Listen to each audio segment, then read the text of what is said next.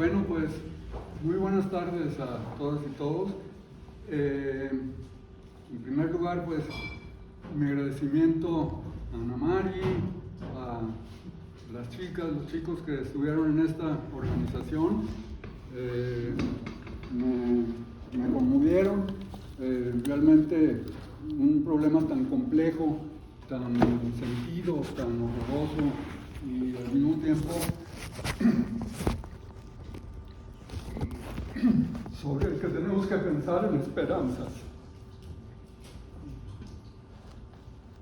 Entonces, una imagen, esta es Gaza en 1929, era el tiempo en el que vivía una población mayoritariamente árabe, en la cual ustedes saben que en 1948 Naciones Unidas, a iniciativa de Reino Unido, otorga la mayor parte del territorio para la fundación del Estado de Israel, un 53%, y detrás de eso viene una historia de desencuentros, asesinatos, guerras. La segunda imagen son soldados israelíes hace unos días que están esperando a consumar la ocupación del ejército del norte de Gaza. Ustedes saben que para que un Estado llegue a ocupar algo necesita plantarse en la tierra, a pesar de que sea muy fondo. Y en la última foto, pues unos niños, la esperanza. Es decir, estamos frente a uno de los genocidios más atroces que ha vivido la historia humana, y dentro de ello pues está lo que puede renacer de escombros, de cenizas, y que sin embargo muestra esperanza. Y quisiera empezar pues para decirles que esta plática la quiero orientar como en el sentido en el que trabajo la geopolítica.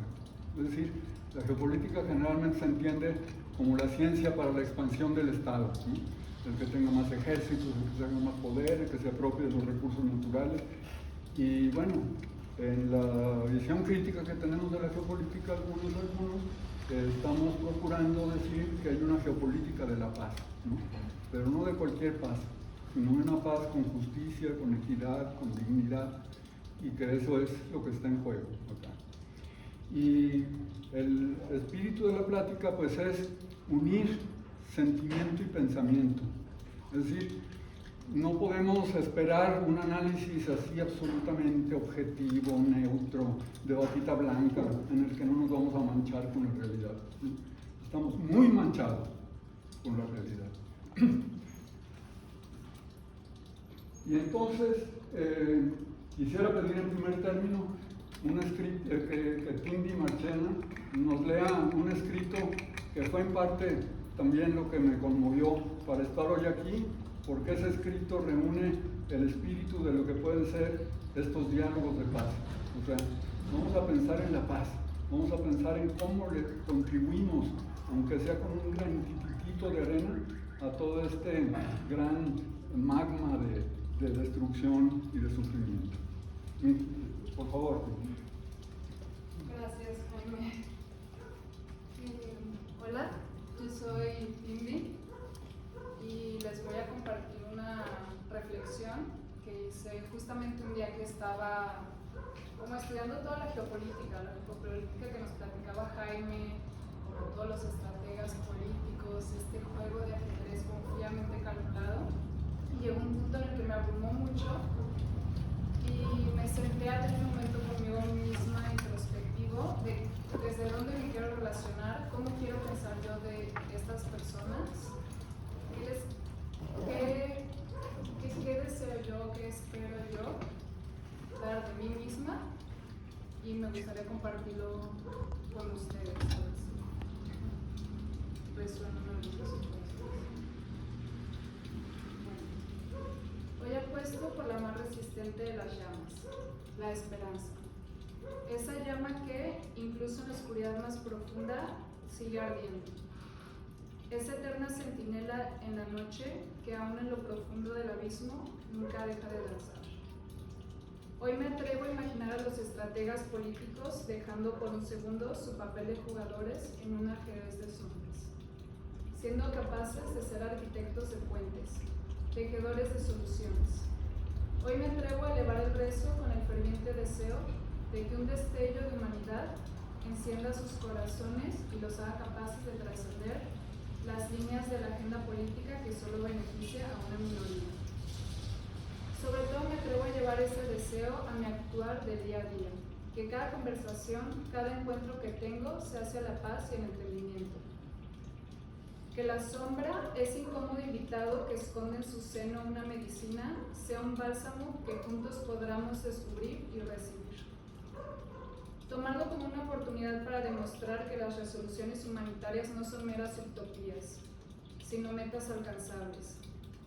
Que nuestras propias vidas, cada decisión, cada acto de comprensión es una muestra de nuestra capacidad para transformar.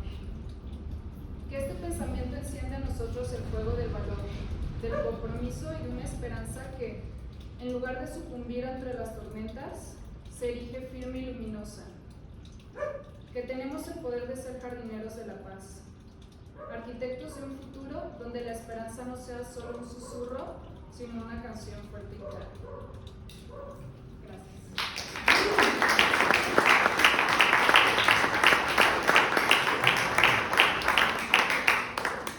Muchas gracias, Cindy. Pues este es el espíritu, ¿no?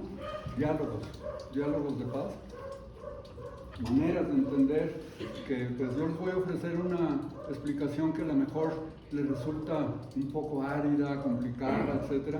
Entonces lo que les quiero proponer es que me den chance de exponer hasta el final, vayan anotando las dudas y por supuesto que al último, hasta donde quieran y queramos, entramos a tratarlas, ¿no? Entonces, en esta plática voy a intentar como exponer tres ideas, ¿no? La primera es que hay un origen histórico que explica por qué el problema nació a partir de las prácticas coloniales del Estado británico y de la manera en cómo se ha organizado el mundo, tanto antes como después de las guerras mundiales. 1948 es 3 años después de que se firma el armisticio, la paz, y pues de aquí surge un problema que necesitamos entender: por qué el Estado de Israel se ha convertido en un estado de ocupación, de limpieza étnica, de genocidio, ¿sí? Y de creación de una situación de apartheid dentro de lo que reclama como para su poder. Y en ese sentido hay una segunda idea que quisiera decir, y es que tenemos que hacer más críticos nuestros planteamientos frente a la realidad. Hay términos que son así como aparentemente de uso común: terrorismo, islamofobia, antisemitismo, que necesitamos de alguna manera comprender. Y la hipótesis que yo les quiero compartir es que en Israel estamos viendo un problema muy actual de raíces históricas muy profundas. Y esta actualidad es que estamos en una situación en la que en el mundo hay un ascenso de la extrema derecha, y que esa extrema derecha es enemiga de la vida, de la libertad, y que está dispuesta a montarse sobre las ruinas para construir su poder. Y es un gigante de barro. Y entonces, pues lo que quiero mostrar es la complejidad de la extrema derecha, del caso del gobierno de Netanyahu, pero también ver cómo hay una extrema derecha en el mundo islámico, y que esta extrema derecha encuentra una una base que no se presta para la convivencia y que es la eliminación de los demás. Entonces, junto con estos dos extremos, sin embargo, hay pueblo, hay formas de resistencia, hay formas de organización política que están planteándose de otra manera las cosas. Y la tercera hipótesis es que para construir la paz necesitamos pensar el mundo en términos de quién genera las guerras y bajo qué costos.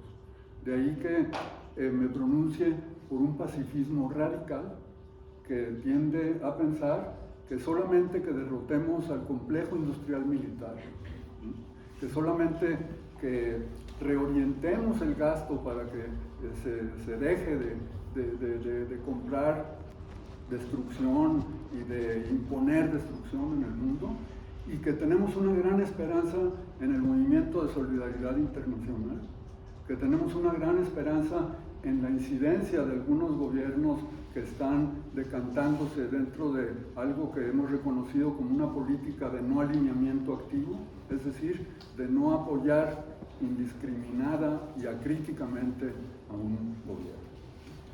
Entonces, déjenme plantearles ahora así como el contexto de lo que voy a hablar, ¿no? Ni Netanyahu ni Hamás.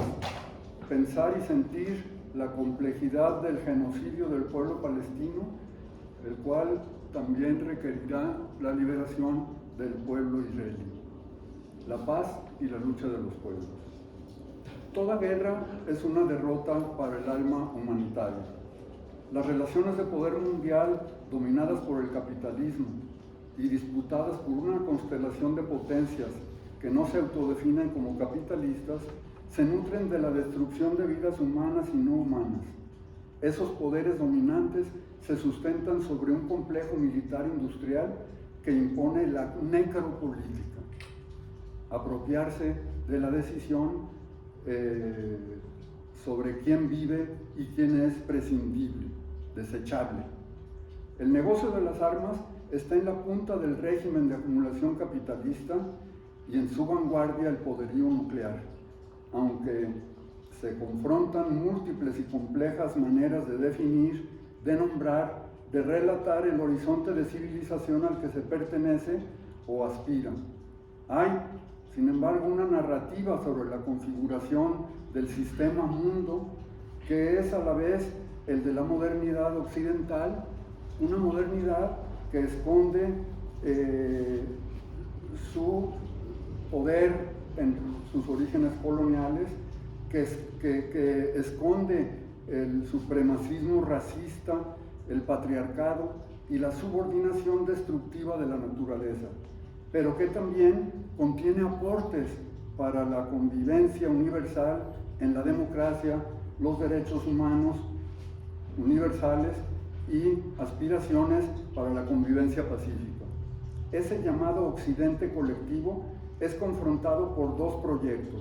Uno es su gemelo opuesto, el supremacista, de un oriente heterogéneo que pregona la superioridad religiosa o étnica, que critica ciertamente la decadencia de Occidente, pero que desconoce principios elementales derivados del reconocimiento al o a la otra, frente al que se abroga el derecho a eliminarlo. Otro proyecto civilizatorio de convivencia pacífica abraza ideales de igualdad dentro del mundo islámico, libertad inseparable de la justicia, derechos con reconocimiento de las diferencias, con reconocimiento del otro y la otra, desde la fuerza de feminismos antipatriarcales como los que vemos surgir en Irán, ¿no? Y otros feminismos que acompañan estas batallas, con reconocimientos entonces de que hay una tensión creativa entre esos ideales de la modernidad que eran iguales para todas y todos, pero con particularidades, universalismos particulares, es nuestro gran desafío. El imaginario activo, y aquí hay otro actor que hay que meter en la escena, es lo que hemos dado en llamar el sur global, desde donde está creciendo entre gobiernos, e instituciones internacionales, así como en lo profundo entre los pueblos que se comunican más allá de los gobiernos. Dentro de esta complejidad descrita, urge que el movimiento por la paz y por la libertad de Palestina crezca y que su fortaleza obligue a poner fin al genocidio en Gaza, a la limpieza étnica, al régimen de ocupación y de apartheid del gobierno israelí, a retomar negociaciones de paz y de reconocimiento del Estado palestino laico, plural, con democracia, que asegure paz con justicia social. Para que se puedan reunir esas condiciones, se necesita derrotar a dos extremas derechas necropolíticas, que comparten principios eliminacionistas de supresión radical del otro, de deshumanización, que se apropian unilateralmente de la memoria, del sufrimiento de los pueblos bajo gobiernos que los confrontan, que reniegan del derecho internacional y que no se someten a sus consecuencias. Criticar la política sionista del Estado israelí no es antisemita, pues únicamente en la paz se pueden liberar los pueblos de Israel y el de Palestina, no con terrorismo de Estado. Igualmente, criticar el fundamentalismo religioso de Hamás, pero sin desconocer el contexto que origina su resistencia frente a Israel. Pero tampoco se trata de legitimar, como lo está haciendo actualmente el gobierno de Netanyahu, que hay una guerra justa, buena. No, tampoco hay acciones de terrorismo justas y buenas. Así como hay que evitar también las posiciones islamofóbicas que desconocen el potencial de la interculturalidad desde un diálogo entre civilizaciones, ¿sí? Aquí estuve tentado a traerme, yo creo que lo han visto todas y todos, una bellísima canción que cantan madres árabes y palestinas que se encuentran en una zona semidesértica y que se hablan de tú a tú sin importar esas diferencias, esos desencuentros que han llevado a tanta muerte, ¿no? Y entonces estaría predestinada mi plática a hablarles de cómo se está creando ese potente movimiento pacifista internacional, que aquí tengo que hacer un paréntesis, porque lo que les propongo es un análisis que nos lleva a prever cómo vienen las situaciones, pero en ningún momento a regatear que hay un movimiento pacifista al cual concurren fuerzas de las más variadas, pero incluso con la República de Irán o con Turquía, que han tenido manifestaciones masivas, ahí lo que ha salido es la paz, la no intervención, el alto al fuego, y eso lo tenemos que sostener conjuntamente. Pero tarde o temprano vamos a tener que pensar en que así como se está pidiendo a Netanyahu que rinda cuentas, tendremos que pedir que jamás rinda cuentas, porque lo que hizo es algo que está escudado en el pueblo palestino y ha implicado también un sufrimiento. Con esto no quiero levantar la mínima presión sobre la responsabilidad de Israel, pero sí tener en cuenta de que tenemos que entender un mundo en el que hay un nivel de complejidad como el que les voy a exponer, y frente al cual pues tenemos que encontrar lo que nos une en un momento, lograr eso que tenemos y en ese momento ir avanzando hacia partes superiores que nos lleven a entender las otras intervenciones de otros actores. Entonces, pues, un pacifismo radical, crítico, es la esperanza de la humanidad por el desarme nuclear, por el fin del complejo militar industrial. La siguiente. Entonces, primera idea, esta cuestión de la violencia milenaria, ¿no? O sea, para nadie es un secreto que aquí estamos en 3.000 años antes de Cristo, y en donde hay un proceso de poblamiento y en donde hay una cuestión religiosa que se ha entremezclado con ello, Y sin embargo, dentro de ese marco de confrontaciones históricas surge un estado de ocupación del apartheid y del genocidio.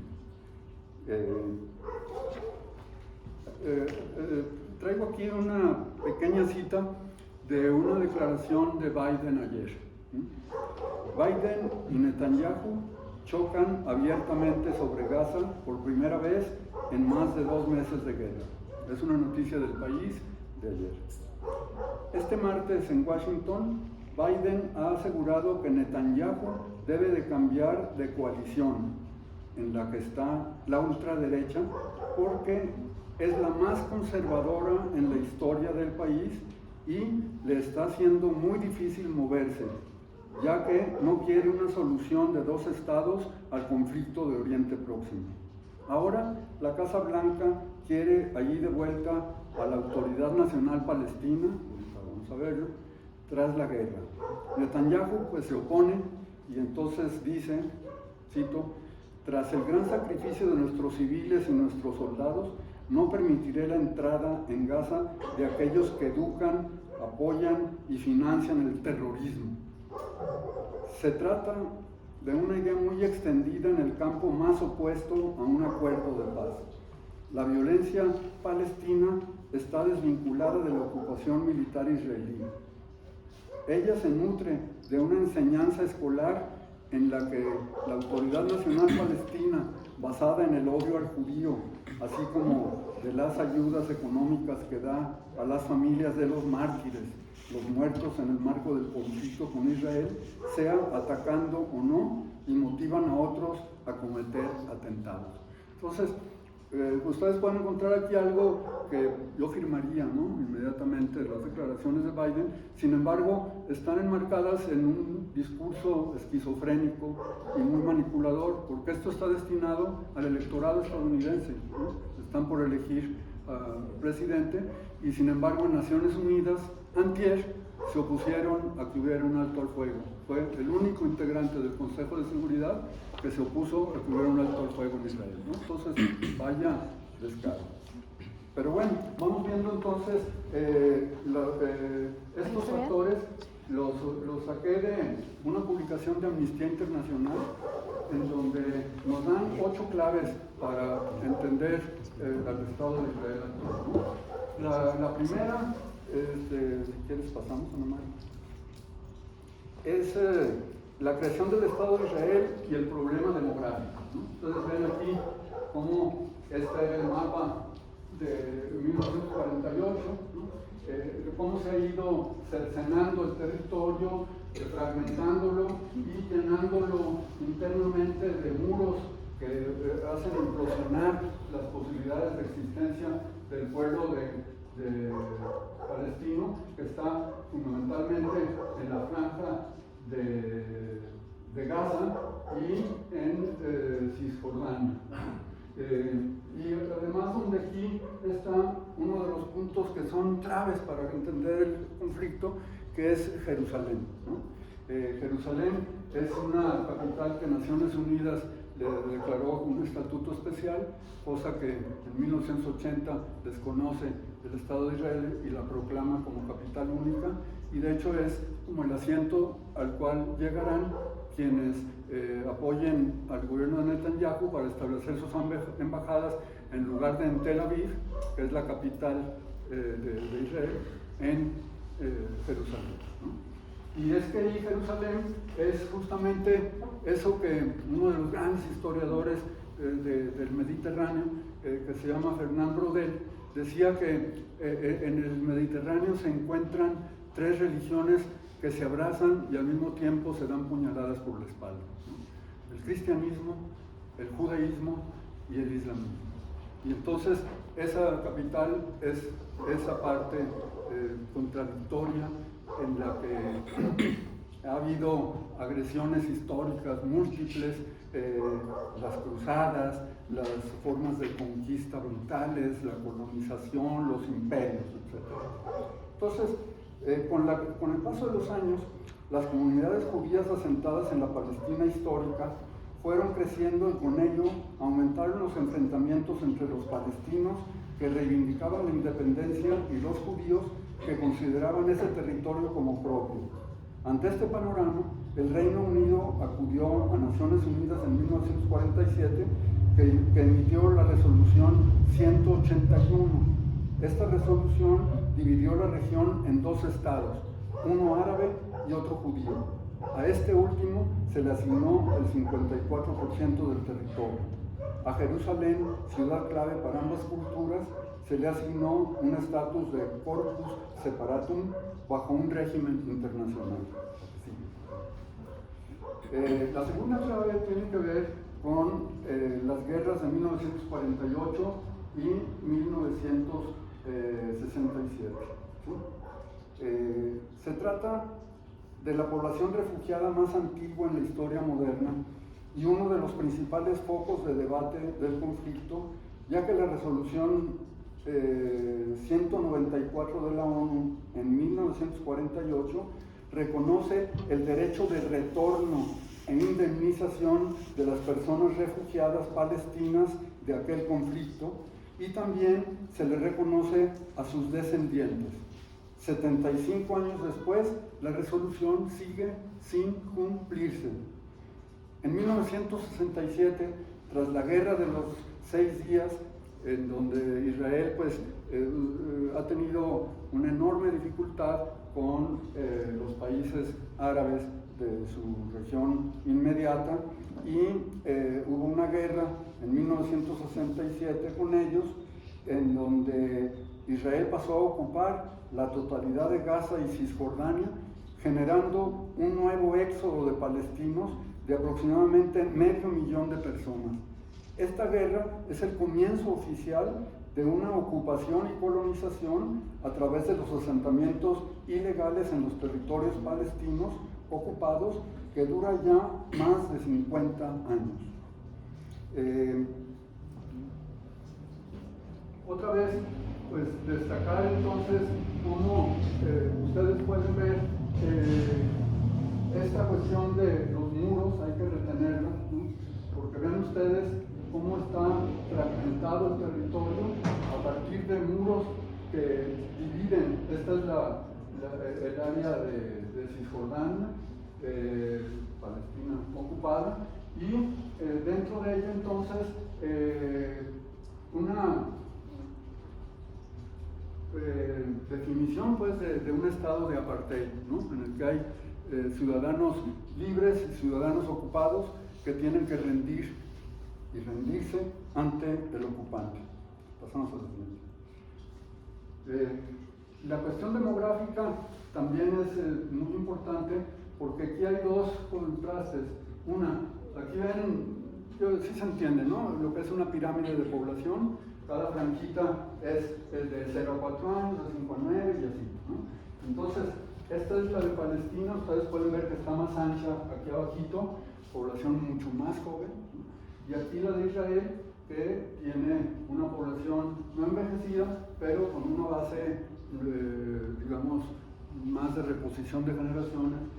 Y sin embargo, dentro de la condición de sufrimiento que se impone al pueblo palestino, su tasa de crecimiento demográfico es menor a la de Israel. Entonces, en Israel se tienen más hijos, y eso hace entonces que también haya como este deseo y supuesta necesidad de ocupar nuevos territorios. Entonces, pasamos a la siguiente, por favor. Este mapa se me hacía muy dramático por el hecho de que ustedes pueden distinguir, estas son ciudades árabes. Disculpen que no haya tenido tiempo de traducir el mapa, pero estos son poblaciones árabes, estos circulitos sin llenar, ¿no? Estos son las ciudades árabes no destruidas, estos son lugares donde hubo masacres, y estos triangulitos son campos de refugiados que hubo entre las guerras de 48 y 67. Y ven ustedes cómo las ciudades árabes destruidas son la inmensa mayoría, ¿no? Todo esto es población árabe que fue desplazada de sus lugares, y que alguna se reflejó acá, se entra en contacto con Jordania para abrir esta parte para campamentos de refugiados, y la Franja de Gaza igualmente, cada vez también ya más marcada por ese muro de la ignominia, también está allí presente. Entonces, el caso de Jerusalén es otro de los puntos que ahorita no está, digamos, en la escena del conflicto así armado, pero que está en la vida cotidiana con la opresión y la discriminación entre los que viven al oriente y los que viven al poniente de esta ciudad. Se encuentran alrededor de 320,000 árabes en Jerusalén Este, contra 211,000, y apenas 3,300 árabes en el área oeste de los judíos. Y por supuesto que los indicadores de mayor desigualdad están pegando a la población palestina donde quiera que esté, ¿no? La tasa de pobreza, ¿no? Está aquí expresada. Y lo que les comentaba, la tasa de fertilidad, ¿no? La de los árabes va en declive, mientras que la de los judíos está aumentando. Adelante. Bueno, esta es otra, la siguiente clave es la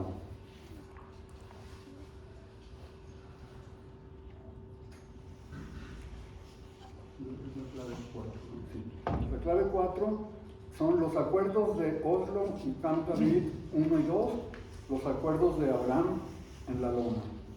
Camp David fue en 1978, tras las elecciones presidenciales en Estados Unidos en 1976, cuando Jimmy Carter había iniciado contactos directos entre los dirigentes de Egipto, mantengan estos países en mente, Egipto, Siria, Jordania e Israel, junto a representantes palestinos para impulsar un proceso de paz que pusiera término, al menos en los enfrentamientos fronterizos entre Israel y sus vecinos árabes, para entrar más tarde en el fondo del problema palestino que se pretendía resolver.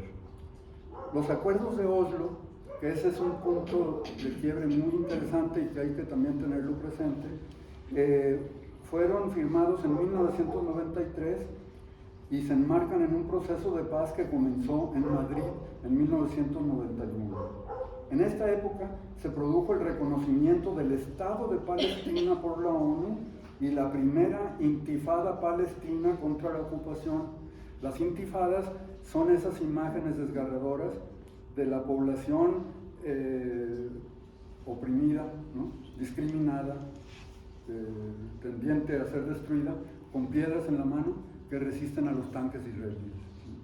Y entonces esas intifadas fueron también aspectos muy importantes, conmovieron al mundo, llamaron la atención sobre la asimetría y sobre las relaciones de desprecio y de dominación sobre el pueblo palestino.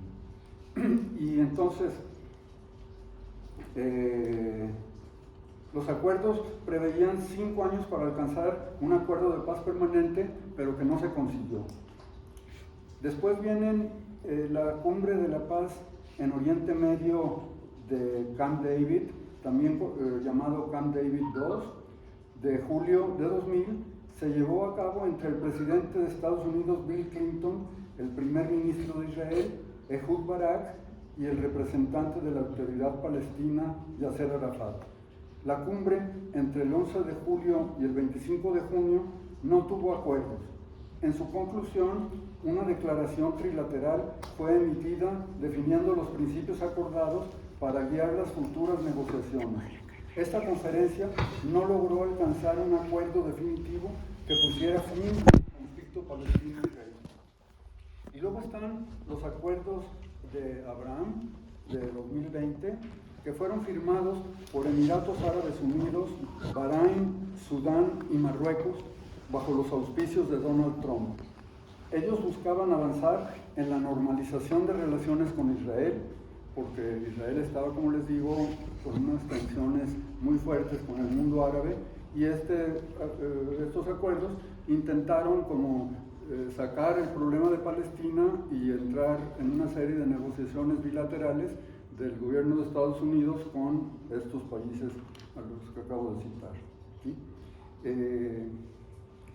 Estos entonces, como les digo, no tuvieron mayor cuestión. Sin embargo, a raíz del genocidio en Gaza, están prácticamente muertos. La situación de los palestinos ha estado en el centro del conflicto entre Israel y los países árabes desde sus inicios. Ya en 2022 hubo una iniciativa de paz liderada por Arabia Saudita que exigía el fin del conflicto entre israelíes y palestinos como condición para la normalización de relaciones. O sea, uno de los países con los que más peleado estaba el gobierno de Israel era con Arabia Saudita, ¿sí? Arabia Saudita es un gobierno que tiene una base inspirada en un islam político que se llama sunitas, ¿no? Y esos sunitas pues estaban muy adversos a la existencia misma de Israel. Sin embargo, gracias en parte a que hubo, déjenme ver si lo digo aquí, a que estuvo la mediación de China con su diplomacia nueva, la ruta de la seda que quiere distribuir por todo el mundo, lleva a que Irán, un enemigo jurado, ¿no?, de origen chiita, con el gobierno de Arabia Saudita tuvieran relaciones diplomáticas y recibieran embajadores en ambos países. Y esto pues tiene también una repercusión, como ahorita les voy a mostrar, en el caso de Israel y del proyecto especial del gobierno de Netanyahu, porque si no prosperaron los acuerdos de Abraham, ¿no?, que le daba acceso a Israel con los países árabes, ahora lo que necesitaba el gobierno de Netanyahu, aparentemente, era entablar nuevas relaciones con Arabia Saudita, ¿no? Entonces, si quieres, pasa a la siguiente. Lo cual, pues, ha implicado que a pesar de que China propició relaciones entre Irán y Arabia Saudita, se cierran las posibilidades de un nuevo proyecto, de esos megaproyectos de infraestructura, ¿no? O sea, ahora Estados Unidos y la Unión Europea tienen una estrategia de construir grandes proyectos de interconexión de transportes, de puertos, de una serie de inversiones, que esta foto está tomada en mayo de este año. Y el que está compareciendo es Netanyahu, y ven ustedes cómo tiene un mapa que traza una línea desde Arabia Saudita hasta el mar Mediterráneo, ¿sí? Y eso se trataba de un proyecto de una infraestructura enorme. Lo que pasa es que las desavenencias de Netanyahu con Arabia Saudita son porque al Estados Unidos estar abriendo una inversión de este tipo, está también respondiendo a los deseos de Arabia Saudita de contar con una bomba atómica. Israel es el único que lo tiene en la zona.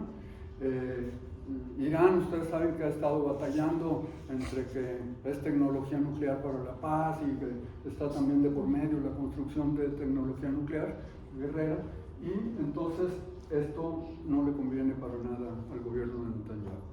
Entonces la relación con Arabia y todos estos proyectos desarrollistas que se veían como muy prometedores, pues la verdad es que se estampan contra la realpolitik. Bien, entonces vamos a la clave 5. Este es también algo que hemos oído y que es muy doloroso escuchar, ¿no? La cárcel más grande del mundo. Es decir, este muro, este perímetro, tiene a 2,25 millones de personas dentro de esa área que han estado constreñidas en su vida cotidiana El área de pesca, por ejemplo, apenas se les dejaban 3 millas náuticas para que pudieran pescar, ¿no?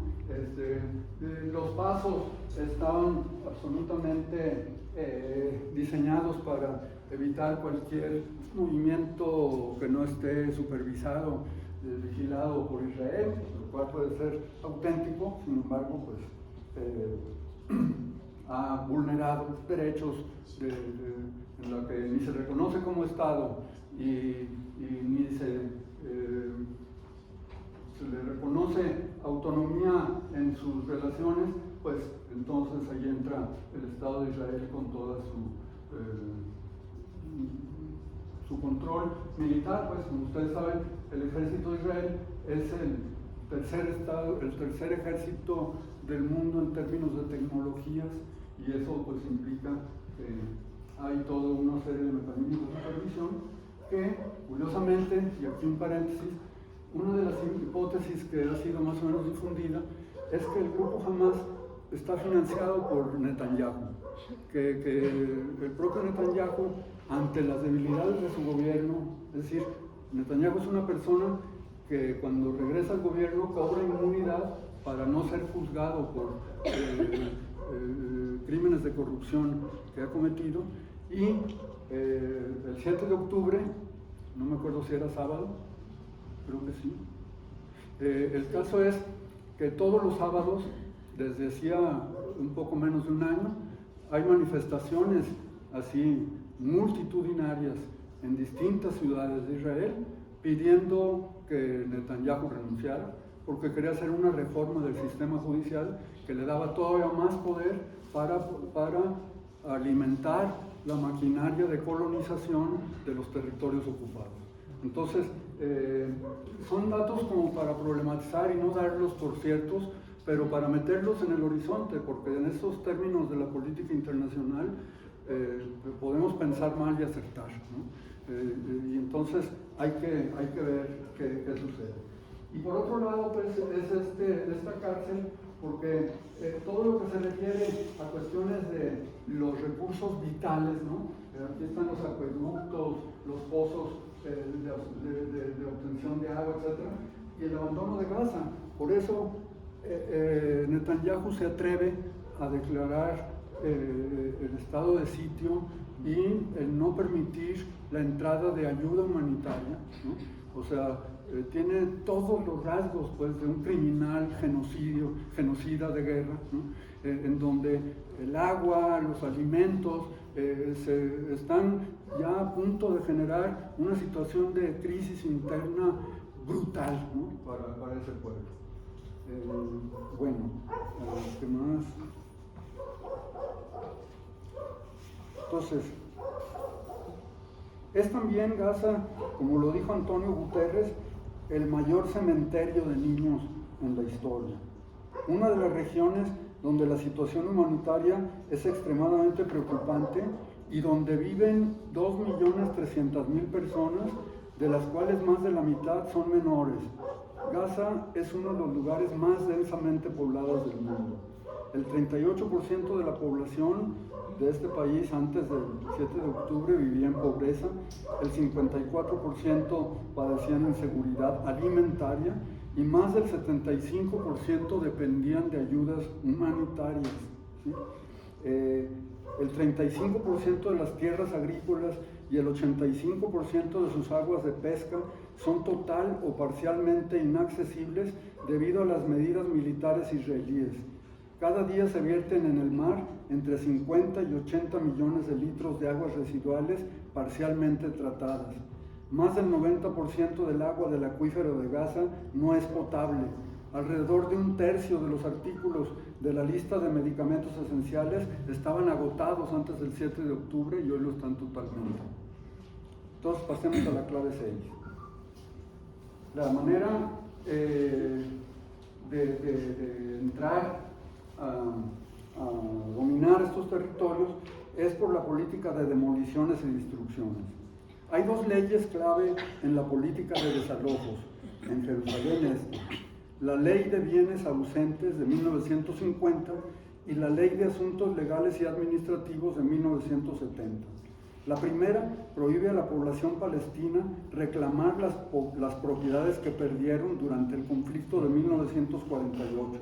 No pueden reclamarlas ni quienes fueron expulsados fuera de las fronteras, ni aquellos reubicados dentro de Cisjordania, concretamente en Jerusalén Este, como es el caso de los residentes de Sheikh Jarrah o de Silwan.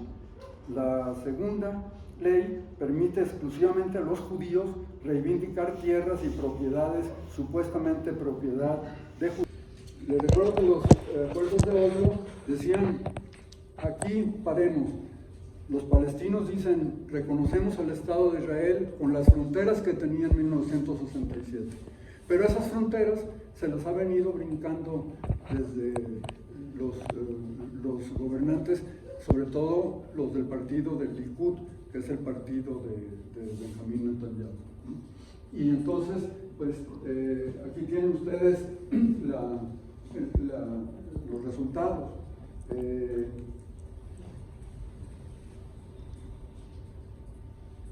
Se distinguen dos tipos de asentamientos oficiales que cuentan con autorización del gobierno y los puestos avanzados que no cuentan con ella.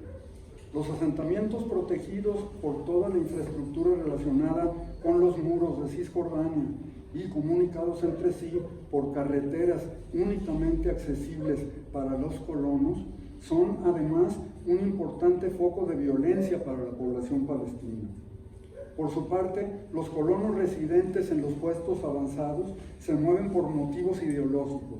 Consideran ese terreno legítimamente ganado en 1967, habiéndose instalado en tierras deshabitadas que le pertenecen por derecho y mandato divino o histórico.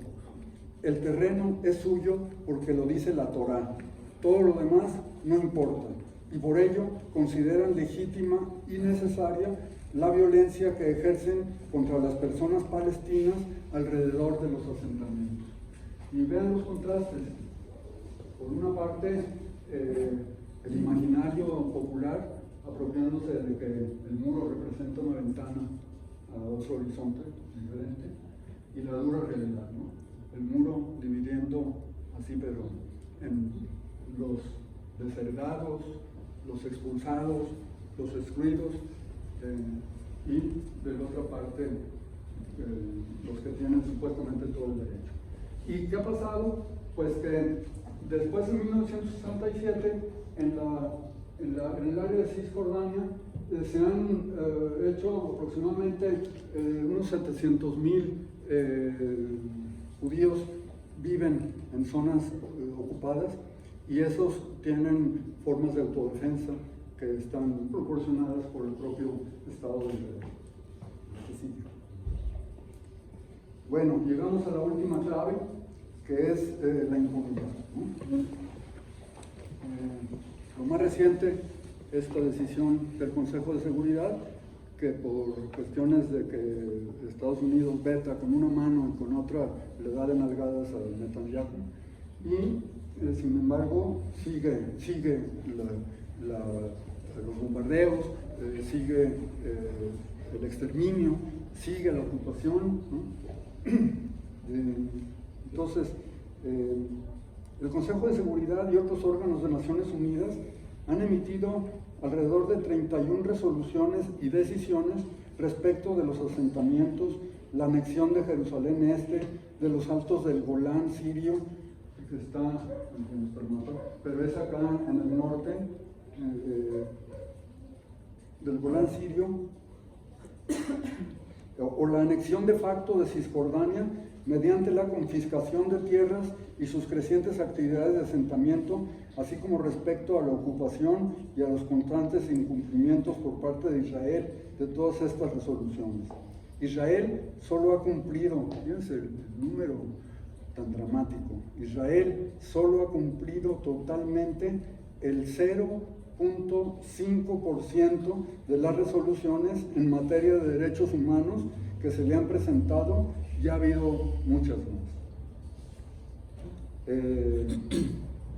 Como dijo entonces el secretario general Antonio Guterres, no puede haber paz sin justicia ni justicia si prevalece la impunidad, ni tampoco puede haber paz si no se respeta el derecho internacional.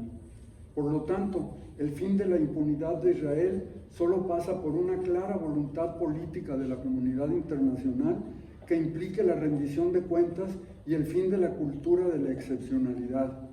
Se han pronunciado al respecto la Asamblea General, el Consejo de Derechos Humanos, el Alto Comisionado para los Derechos Humanos o el propio Secretario General, pero la comunidad internacional que dispone de una serie de medidas para premiar la rendición de cuentas, no hace valer lo que sus propias leyes, decisiones y obligaciones humanitarias, que son vinculantes, es decir, que son obligatorias, ¿no? Les apremian a hacer. Sin una intervención decisiva de la comunidad internacional, el status quo de la ocupación puede mantenerse indefinidamente como consecuencia de los grandes desequilibrios de poder. Y esto ha producido, aparte de que internamente, como lo vamos a ver a continuación, hay oposición a la política del Estado sionista que encabeza Netanyahu, a nivel internacional se ha producido este par de fenómenos que aquí ilustro, ¿no?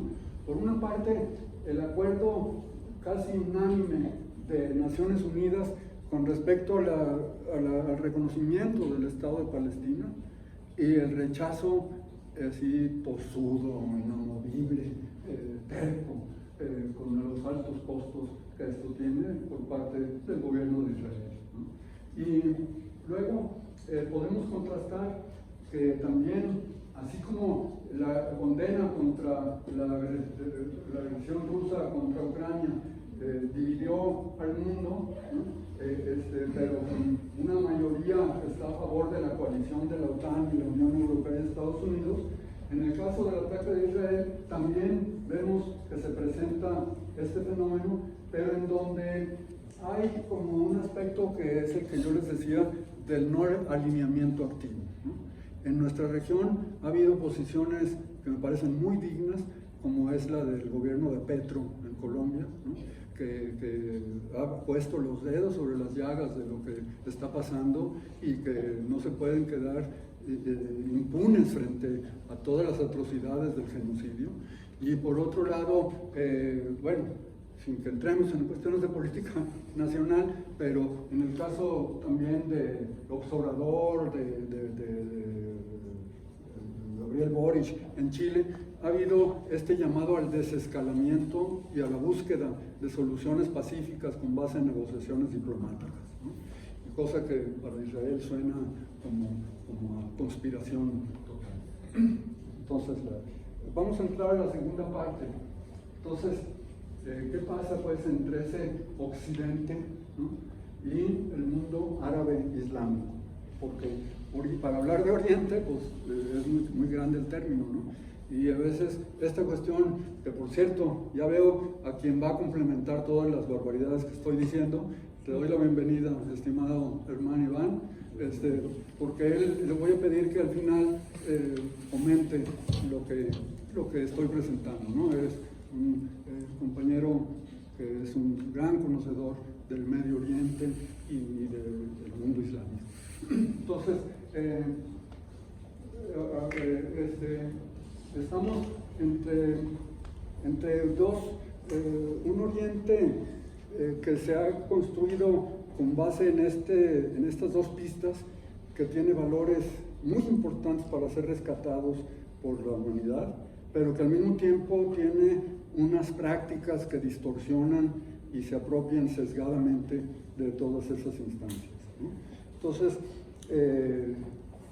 del otro lado, el mundo árabe islámico, pues una enorme diversidad, ¿no? En la que tenemos que reconocer su herencia cultural, su legado pues en términos de la construcción humana, y que se ha también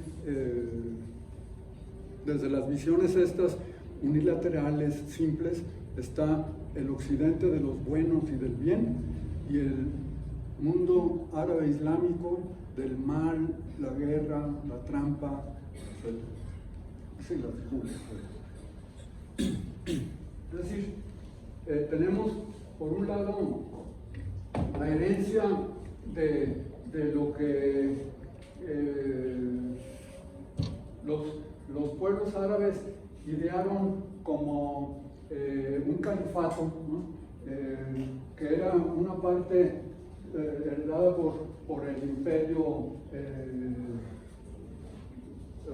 turco-otomano, y por otro lado, pues esta idea que llega hasta la España de Al-Ándalus, ¿no? con la idea de construir una forma de gobierno basado en la religión, en un derecho eclesiástico, ¿no? que lo formaba, y por otra parte una visión de los imperios que con el trazado de los estados nacionales pues han llevado la muerte y la destrucción en la historia de la humanidad, ¿no? Las formas de conquista de cada uno de los imperios que ha habido nos han legado toda esta situación de colonialidad del poder. Siguiente. Y entonces, lo que aquí propongo, esto sería muy complejo de desarrollar, pero simplemente para que lo tengan en mente. Entonces, en este lado está lo que representa el occidente colectivo y la colonialidad del poder. De este lado, el oriente árabe islámico, con algunas vertientes del islam político que son fundamentalistas, imperialistas. En medio, los desafíos que tienen ambas formas culturales, civilizatorias, en la democracia y la cooperación, y también esta idea de que no hay una modernidad, ¿no? La modernidad nunca se cumplió. ¿Ustedes ven algún lugar en donde fraternidad, igualdad, libertad se hayan cumplido? Ningún lado. Entonces, frente a esto, acaba de morir uno de los grandes filósofos mexicano-argentinos, Enrique Dussel, que nos dice: hay una transmodernidad en la que coexisten distintas temporalidades, pero que se trata de que nos entendamos y de que aceptemos cómo esas distintas temporalidades de los grupos indígenas, de los pueblos originarios, de los pueblos más guerreros que se van hacia otros lados, todo eso está coexistiendo, ¿no? Y que esto solamente puede tener una solución en la interculturalidad. Sin embargo, lo que resulta como desafío común es el evitar esa necropolítica. ¿Sí les queda claro, no? O sea, la necropolítica es decidir quién vive y quién muere, quién es importante, quién es desechable. Y en ese plano se nos impone esto, ¿no? Hay inclusive una colega académica que está en la UNAM, Valencia, que habla del capitalismo gore. ¿Cómo se llama? Que ilustra muy bien esta banalización del mal, ¿no? De cómo la violencia se convierte en un gran negocio, inclusive ya con las cárceles, con las formas de dominación, las fuerzas paramilitares y otra serie de aspectos que los tenemos a la vuelta de la esquina, ¿no? No es una cuestión que nada más está sucediendo allá, que es una parte sistémica y que tenemos que estar atentos a ella. Pero está también un paradigma que opone civilización y barbarie, ¿no? Como Netanyahu ha logrado sus alianzas mundiales, y ya que les vayan los gobernantes a rendirle pleitesía a su masacre, ¿no? Es a partir de ellos hacerse como los portadores de la lucha contra el mal en el mundo, ¿no? Y esa lucha contra el mal tiene costos muy, muy fuertes. Y es cierto pues que también desde el otro lado están, como lo veremos ahora, algunas fuerzas que suponen que, por ejemplo, la política exterior de Irán va entendida como de que los judíos hay que echarlos al mar, ¿no? De que no son dignos de existir, sino que son unos usurpadores y como tales simplemente no deben de existir. Entonces, digo, la historia no es así de blancos y negros, pero sí encontramos extremos que hacen que estemos atentos a esta. Y en el centro, entonces, esta idea de solidaridad de pueblos y gobiernos, que es la que nos puede generar ciertas esperanzas. Hemos visto, termino con una diapositiva sobre las manifestaciones en el mundo, ¿no? Han sido verdaderamente conmovedoras, pero al mismo tiempo nos hablan mucho de nuestro pinche ambiente de Guadalajara, ¿no? Andrea, Ana Mari y yo fuimos a una manifestación del Monumento de los Niños Héroes al consulado estadounidense, en el que éramos 50 personas, ¿no? No creo que ni llegáramos a las 50 personas. Entonces, hay un desentendimiento del poder que podemos ganar en la calle, del poder decir, aquí estamos y no nos acallan nuestra voz, de decir, ustedes no nos representan, y de decir, no en nuestro nombre, ¿no? Como bien lo mostraron los judíos que estuvieron en el Capitolio, ¿sí? Sentados durante horas diciendo no en nuestro nombre. Bueno, pues pasamos entonces a la siguiente, y que se refiere pues a este campo, ¿no? Ahí está arriba una cita que hago de una analista iraní que vive en España. Dice, las sociedades palestina e israelí han girado radicalmente a la derecha. Hoy, de los 56 diputados del Partido Laborista y dos socialdemócratas, Meretz, que había en 1992, solo quedan 4. Y en el lado palestino, el discurso populista de Hamas, basado en emociones y fe, impide una posición racional. Salvo un sector minoritario de la izquierda israelí que sigue defendiendo la autodeterminación del pueblo palestino, el resto se divide entre los que ignoran a esos infrahumanos y los que apoyan su eliminación gradual o por una operación quirúrgica. La Nakba. 2. La Nakba es la destrucción, la guerra de destrucción. Y entonces esto pasaría, digamos, aquí del lado de Israel, ¿no? Yo estuve buscando, por ejemplo, no sé si ustedes saben, pero en Israel hay un partido comunista, ¿sí? Hay un partido comunista que tiene una alianza con otras fuerzas de izquierda, y hay una alianza socialdemócrata que gira alrededor del Partido Laborista. Sin embargo, estos han sido neutralizados porque la guerra ayudan a sustentar a los dictadores, ¿no? O sea, esta guerra le vino a Netanyahu de perlas, ¿no? Estaba a punto de caer, estaban a punto de avanzar las negociaciones con Arabia Saudita, tenían que entrar en las negociaciones de los dos estados, y sin embargo las fuerzas internas en Israel están muy desmembradas.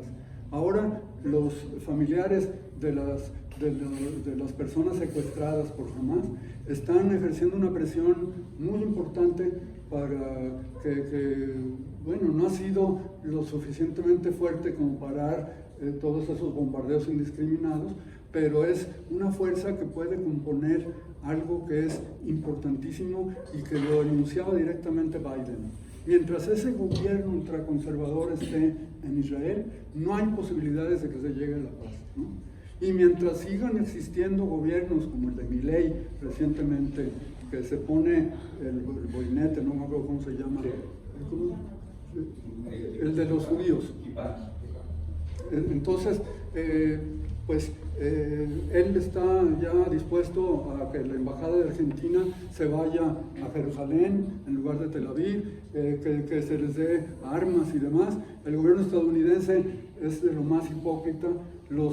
Es momento que los representantes no acaban de decidir si las armas que le da Estados Unidos, quien es el el principal contribuyente para el gasto militar de Israel desde hace más de 30 años, ¿no? El principal, y no saben si se están usando correctamente las armas que les dan, incluyendo fósforo blanco que antier se utilizó en el área de Cisjordania, perdón, en los límites con Líbano. Bueno, entonces tenemos por este lado entonces un Likud con Netanyahu y una coalición política democrática, pero que no logra del todo defender, ¿no? Y por el lado de Palestina, pues tenemos diferencias fortísimas entre Hamas y Al-Fatah.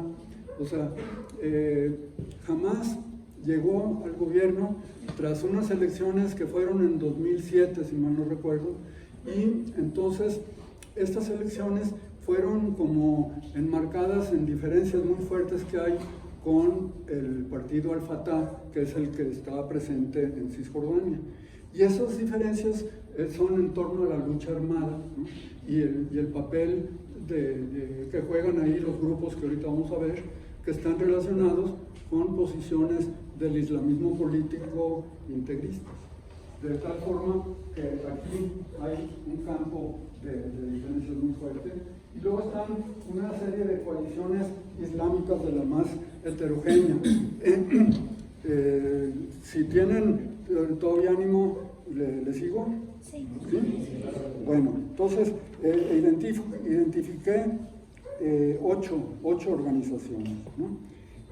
Primero, Hamas, Movimiento de Resistencia Islámica. Este movimiento tiene vínculos con Hezbollah, que es un grupo de origen chiita vinculado con el gobierno de Irán, ¿sí? Y que aparentemente está en la base del financiamiento del armamento del cual dispuso Hamas, ¿sí? Y también se vincula con los hermanos musulmanes de Egipto, que están por la instauración de un gobierno religioso, no laico, etc. Pero también hay un cambio importante que la propia lucha ha obligado a Hamas, de hablar de la total eliminación de Israel. Ahora están hablando de la liberación de Palestina e inclusive se meten al campo de los dos estados, ¿no? Entonces, esto hace que también las fuerzas políticas internamente no sean definidas para siempre. Segunda fuerza son las brigadas Abu Ali Mustafa, es el Frente Popular para la Liberación de Palestina, y las brigadas de Abu Ali Mustafa reciben apoyo militar y financiero también de Irán a través de Hezbollah. Ellos no pretenden eliminar a Israel, pretenden la liberación de Palestina. Otro grupo que es Brigada Mártires al-Aqsa, que es el nombre de la mezquita que destruyó Israel en Jerusalén y que es uno de los objetos más sensibles. Recuerden ustedes que Jerusalén es capital de 3 religiones, ¿no? Y si nos bajamos un poquito, la ciudad de Belén está a 9 kilómetros de Jerusalén, ¿no? Entonces, cristianos, judíos y musulmanes están presentes, y este grupo entonces toma ese nombre. La operación que lanza Hamas se llamó Al-Aqsa, justamente para simbolizar la lucha por el respeto a la religión, ¿no? En la guerra hemos visto que las mezquitas, las escuelas, los hospitales, inclusive los funcionarios de Naciones Unidas, periodistas, todo lo que lleva en sí un bombardeo de genocidio, ¿no? Entonces, estas brigadas tienen sus raíces en la primera intifada, ¿se acuerdan? De los años 80 y 90, cuando los palestinos comenzaron a buscar el liderazgo de los grupos extremistas musulmanes, no solo de la Organización para la Liberación de Palestina, actualmente desarmados, ¿no? También la autoridad, la OLP, esa que fundó Yasser Arafat, ¿no? Tuvieron algún tiempo una organización armada, y parte de las diferencias con Hamas nosotros nos desarmamos para entrar en un proceso eleccional. Y luego unos pensarán, bueno, pero ¿por qué desde 2006, 2007 no se hacen elecciones ni en Cisjordania ni en Gaza? Pues porque imagínense ustedes quién controla el padrón electoral, bajo qué condiciones se va a votar, qué autoridades tiene que autorizar el gobierno de Netanyahu. Pues no hay posibilidades, ¿no?, de llevar adelante un proceso así, y entonces se han venido radicalizando las diferentes organizaciones para tratar de encontrar por la vía armada otra vía de resistencia. Luego están la yihad islámica. La yihad es esta guerra, digamos, religiosa, ¿no?, por imponer un estado religioso. Y esta se fundó, esta yihad islámica palestina se funda en 1970 en Egipto. Al igual que Hamas, querían destruir a Israel y establecer un Estado islámico en lo que ahora es Israel y los territorios palestinos. Recibió dinero de Irán, entrenamiento de Siria y actuó sin ninguna conexión con la Autoridad Nacional Palestina. Eran el grupo más difícil de controlar por la Autoridad Palestina, porque ahí estaba metido un movimiento que ha sido como muy espectacular, dramáticamente espectacular, que es el Estado Islámico, ISIS o Daesh, ¿no?, que es una forma de decir estos integristas, ¿no?, que hacen de ese capitalismo gore todo un verdadero negocio político, ¿no?, al transmitir en vivo decapitaciones, al ensalzar a los héroes que hacen atentados, ¿no?, lo que pasó en París, lo que pasó en la estación del tren de Atocha en el metro, está vinculado con esas posiciones que tienden a que a partir de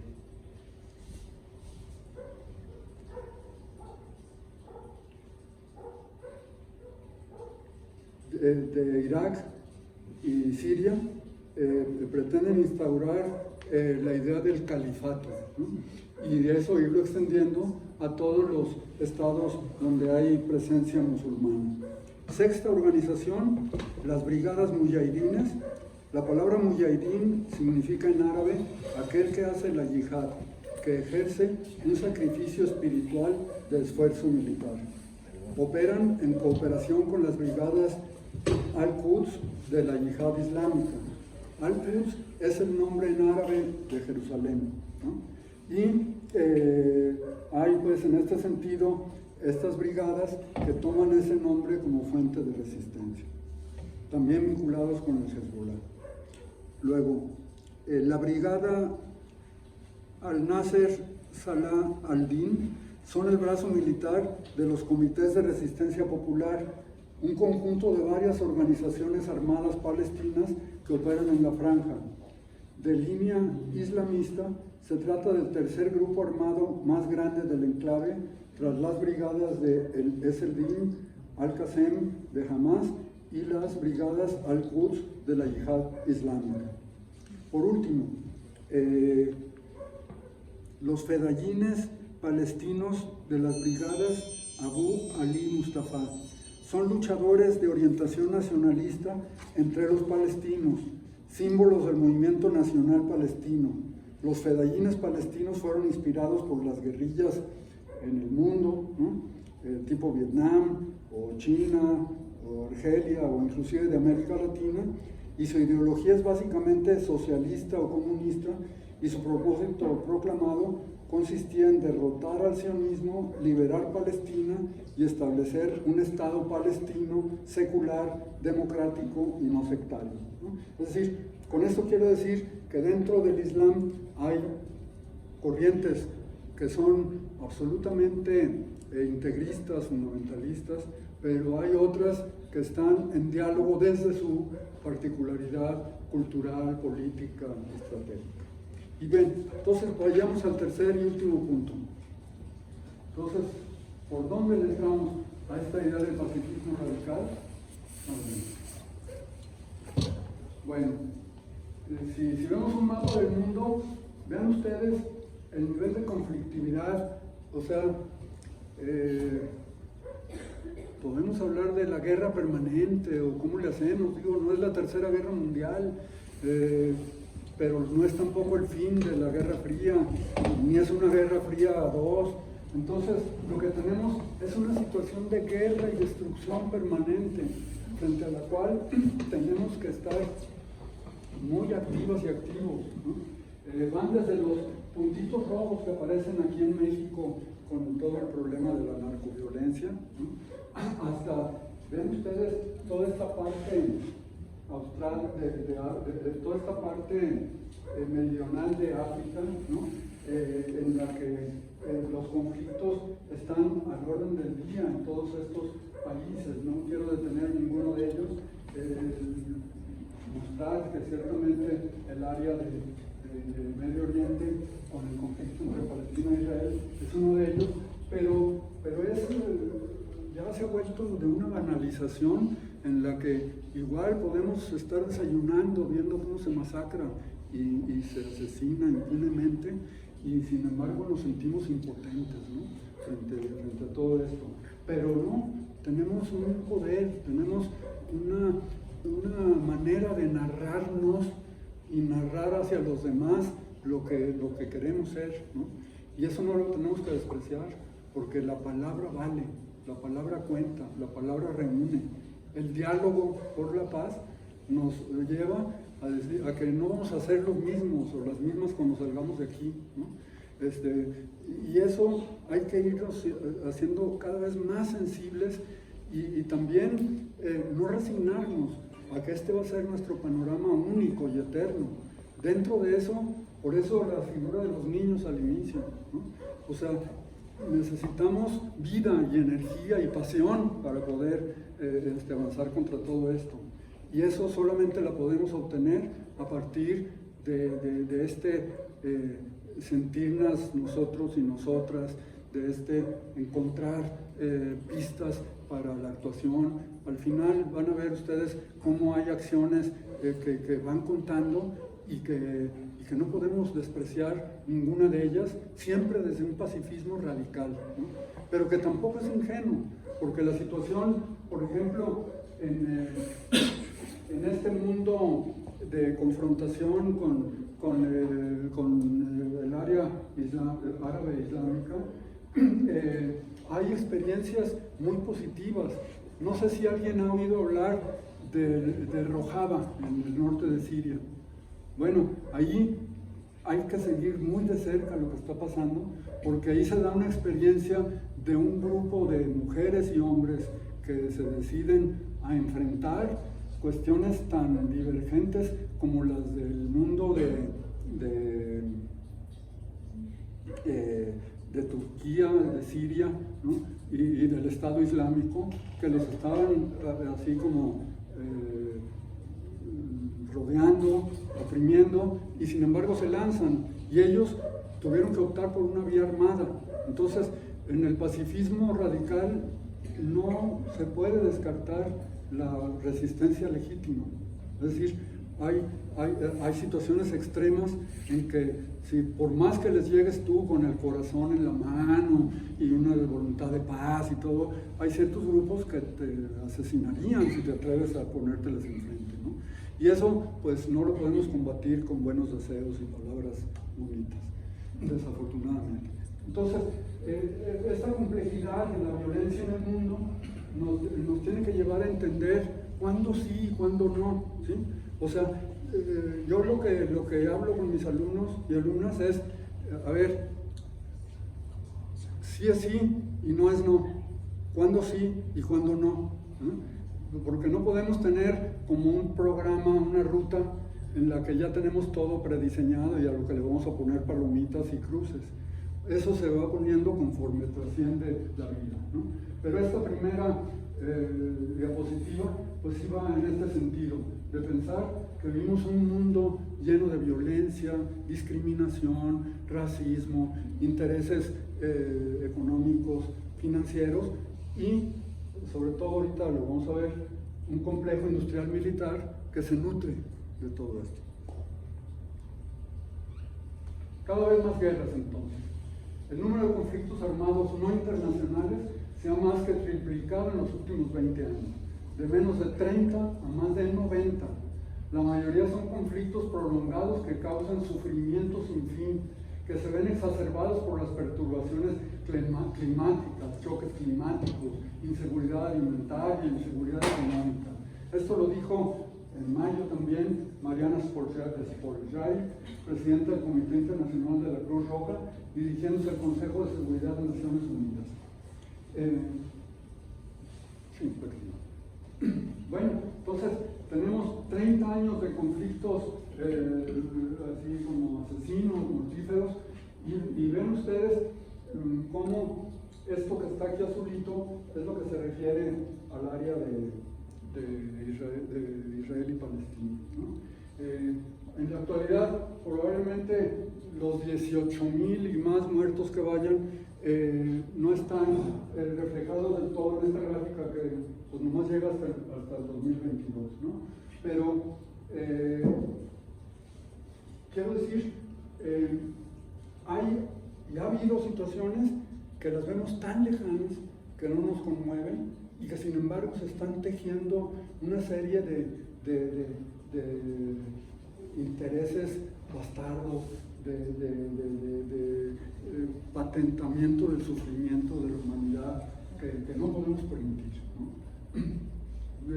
Imagínense ustedes, en Ruanda casi 800,000 personas muertas, ¿no? Y eso pues no fue tan lejano, ¿no? Desde hace 30 años. En fin, tenemos un panorama que está localizado en ciertas partes del mundo. Tampoco podemos negar que las guerras estén desvinculadas de los intereses estratégicos sobre materias primas, sobre cuestiones petroleras, sobre tierras raras, sobre litio, sobre todo lo que necesitan las computadoras para poder hacer los microchips y toda una serie de cosas que están relacionadas con todo este sufrimiento y falta de derechos y garantías. Adelante. Bueno, ¿a quién le aprovechan las guerras? ¿Sí? Ven ustedes, por supuesto, en este caso, Estados Unidos, ¿no? Pero bueno, también hay otro conjunto de países que lo que nos están llevando es este momento en el que la disposición de efectivos militares y el aumento en el gasto militar, ¿no? La Unión Europea, con su proyecto de autonomía estratégica y su sumisión a la política de Estados Unidos, están obligando a que se llegue a invertir el 2% del Producto Interno Bruto, todo lo que se produce en una nación, el 2% para gastos militares, ¿no? Y eso, por supuesto, que beneficia a los compradores y vendedores de armas. Ven ustedes la desproporción aquí entre los 10 más grandes vendedores de armas, entre los cuales, por cierto, está Israel, ¿no? Israel llega a tal grado el cinismo que actualmente negocia la venta de armas que están siendo ensayadas en los bombardeos en Gaza. Miren qué efectivo nuestro misil, cuántas vidas destruye, hijos de su madre, ¿no? O sea, y eso pues no es tampoco nomás el patrimonio de Estados Unidos, ¿no? O sea, está Francia, que es el tercer vendedor del momento, y están países como China, que tienen también sus intereses en determinados sectores de tecnología de punta, de producción de armamento, ¿no? Entonces, ¿por dónde entramos, no? ¿Quiénes son los 10 más grandes compradores? Pues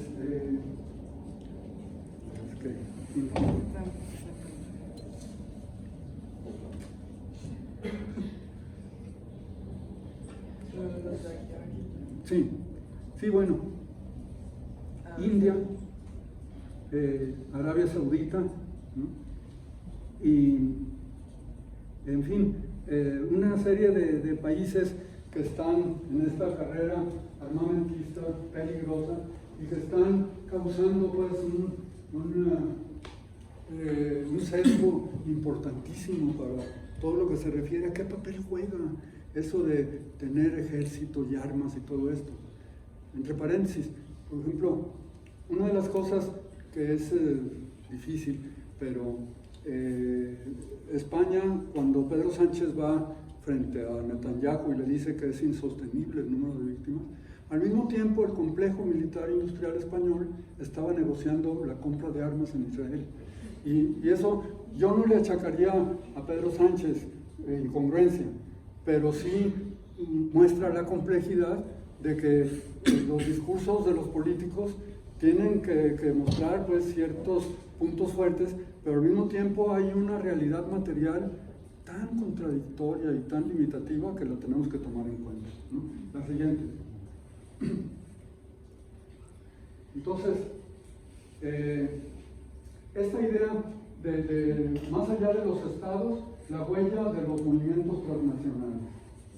A mí ahí es donde me parece que tenemos una gran oportunidad y que se están constituyendo espacios que son muy importantes en las luchas llevadas por organizaciones no gubernamentales. Por ejemplo, aquí se destaca el caso de Oxfam, ¿no? O Amnistía Internacional, o Greenpeace, u otras que identificamos, y paralelamente a esto hay toda una serie de experiencias relacionadas con la organización de los pueblos y que tienen que ver, por ejemplo, en 2001 nació en la ciudad de Porto Alegre, Brasil, el Foro Social Mundial, ¿no? Que reúne así como personas, grupos, sindicatos, experiencias comunitarias que están pensando en qué otro mundo es posible, ¿no? Y que están construyendo no para ver quién tiene el arma de mayor tecnología de última generación, sino para ver cómo le hacemos para vivir mejor juntos y juntas, ¿no? Y eso es lo que tenemos que acentuar. Los valores nuestros hay que reorientarlos hacia la convivencia pacífica, hacia la comprensión de las otras y de los otros, y no hacia el poder, el dominar, el destruir, ¿no? que trae consigo. Y otro de estos aspectos que contribuye muchísimo también, pero que es otro mundo de dramas insoportables, son las cuestiones de las migraciones internacionales, ¿no? O sea, en México sabemos que es el paso de las caravanas migratorias y que tenemos un muro de la ignominia, igual que los de Israel, ¿no?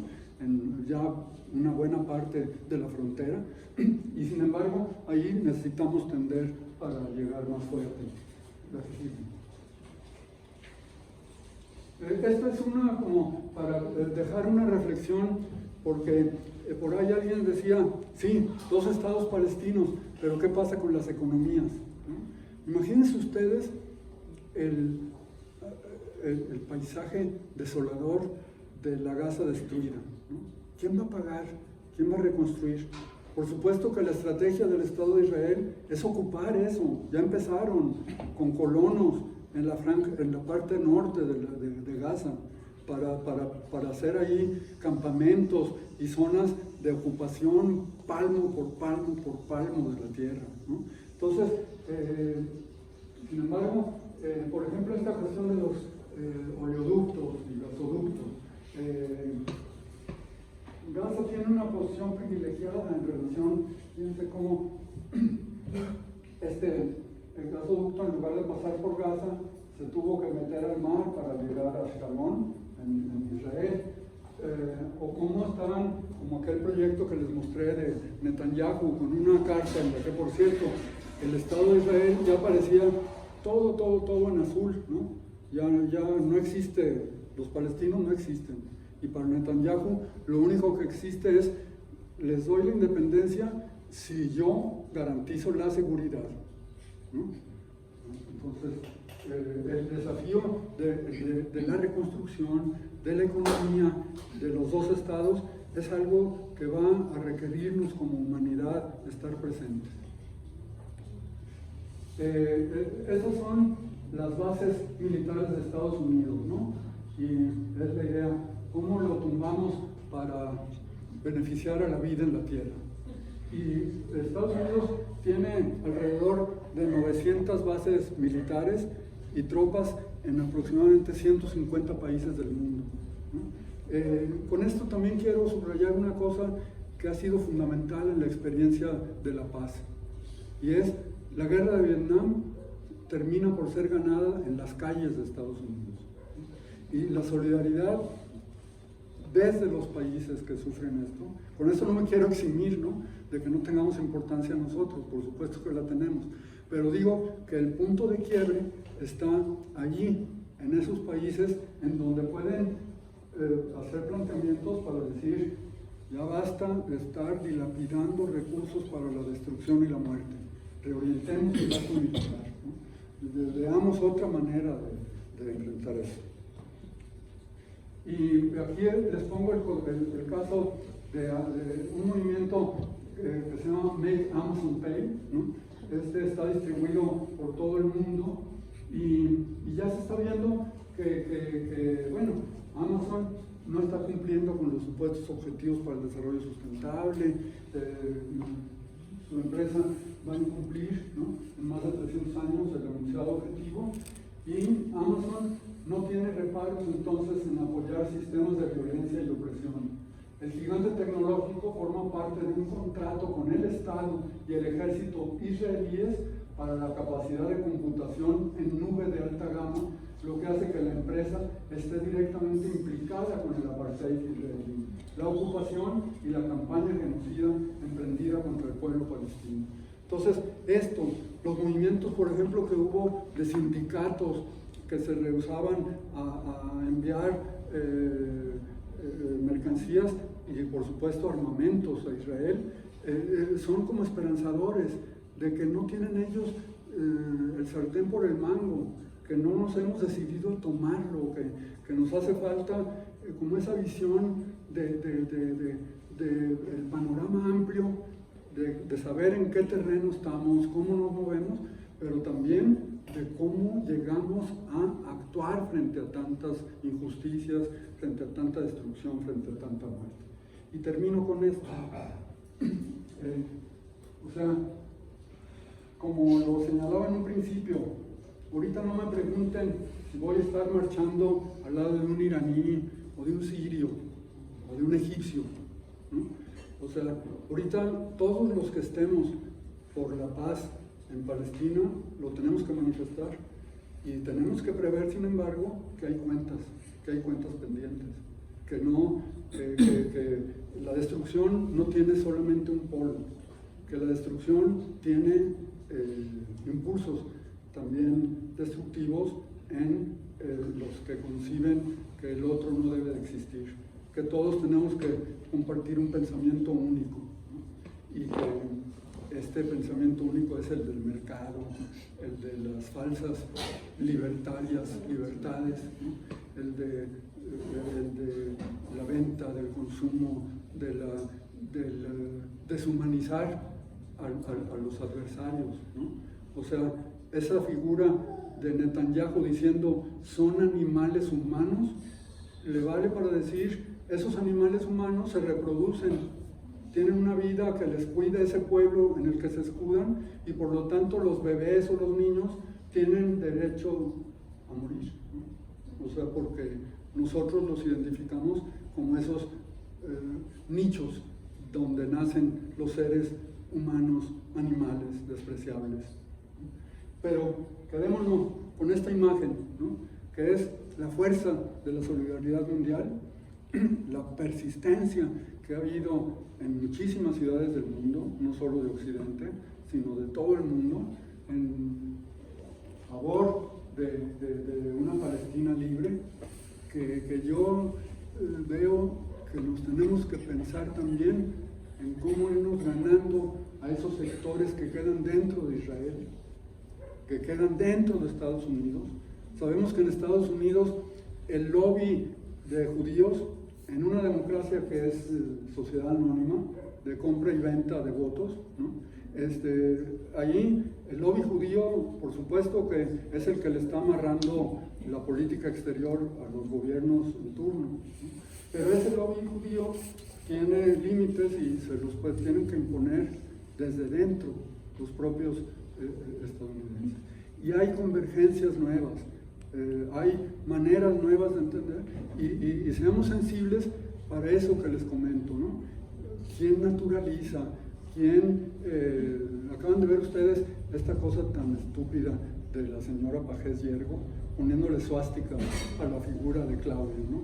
Eso es síntoma de esas extremas derechas que no reparan en banalizar la muerte, en atreverse a calificar a alguien que tiene un origen judío y darle con la suástica nazi un contenido totalmente contradictorio, ¿no? O la gente como las dirigentes de Vox en España que llegan a rendirle pleitesía a Netanyahu, o Milei que está dispuesto a tanta tontería.